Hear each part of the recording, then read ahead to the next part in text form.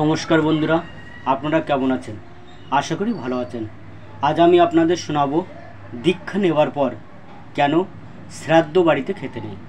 হিন্দু ধর্মে কারো মৃত্যু হলে তার সন্তান সন্ততিরা অসহ্য পালন করার পর আত্মার শান্তি কামনা করার জন্য শ্রাদ্ধ শান্তি করে, তারপর আত্মীয় স্বজনদের নিমন্ত্রণ করে খাওয়ায়।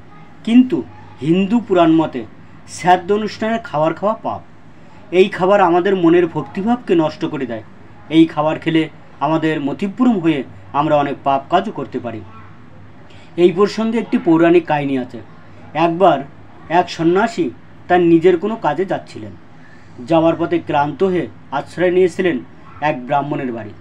সেই ব্রাহ্মণ তাকে আপ্যায়ন করলেন আর সন্ন্যাসী নিজে অন্ন রান্না করে খেলেন। তারপর ব্রাহ্মণ সন্ন্যাসীকে তার কুলদেবতাকে দেখান, যাকে তিনি অনেক গয়না দিয়ে সাজিয়ে রাখতেন।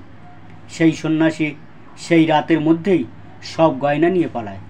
পরদিন ব্রাহ্মণ উঠে তাকে না দেখতে পাওয়ায় ভাবলেন যে তিনি নিজের ইচ্ছাতেই চলে গেছেন।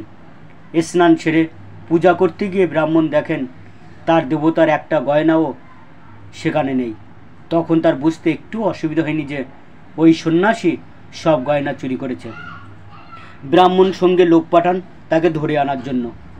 সেই সময় সন্ন্যাসী কিছুটা দূরে গিয়ে একটি গাছের তলায় বসে ভাবছিলেন যে তিনি জীবনে অনেক পুণ্য কাজ করেছেন, কখনো কোনো খারাপ কাজ করেননি, তাও তিনি কেন চুরি করলেন? তাহলে তিনি আগের দিন রাতে ব্রাহ্মণের বাড়িতে যে অন্ন গ্রহণ করেছিলেন তাতে কি কোনো খারাপ সংসর্গ আছে? এই ভেবে সে অগ্রসর হয় ব্রাহ্মণের বাড়ির দিকে। আর ব্রাহ্মণের পাঠানো লোকও আসে, তাকে দেখতে পেয়ে মারতে আসে। তখন সন্ন্যাসী অনেক অনুরোধ করে তাদের আটকায় আর সকলের সামনে জানতে চায় ব্রাহ্মণের কাছে সে আগের দিন রাতে যে অন্ন গ্রহণ করেছিলেন তা কোথা থেকে এসেছিল।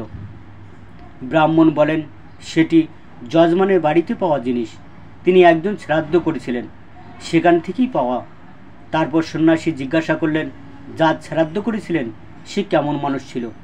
তখন স্থানীয় সব লোক বলে সে এক ভয়ঙ্কর চোর ছিল। তখন সন্ন্যাসী বুঝলেন তাহলে চোরের শ্রাদ্ধের অন্ন খেয়েই তার চুরি করার দুর্মতি হয়েছে। এই কথা তিনি সকলকে বলে সব জিনিস ফেরত দিয়ে যান আর বলেন তিনি একবেলায় অন্ন খেয়ে যা পাপ করে ফেলেছেন তার জন্য তাকে সারা জীবন প্রায়শ্চিত্ত করতে হবে। ঠিক আছে বন্ধুরা, আজ এই পর্যন্ত। সবাইকে ধন্যবাদ জানিয়ে এখানেই শেষ করছি। গল্পটি কেমন লাগলো অবশ্যই কমেন্ট করে জানাবেন। আর এই রকম আরও ভিডিও দেখতে চ্যানেলটি সাবস্ক্রাইব, লাইকস এবং শেয়ার করবেন। আর পাশে থাকা বেল আইকনটি প্রেস করতে ভুলবেন না। নমস্কার।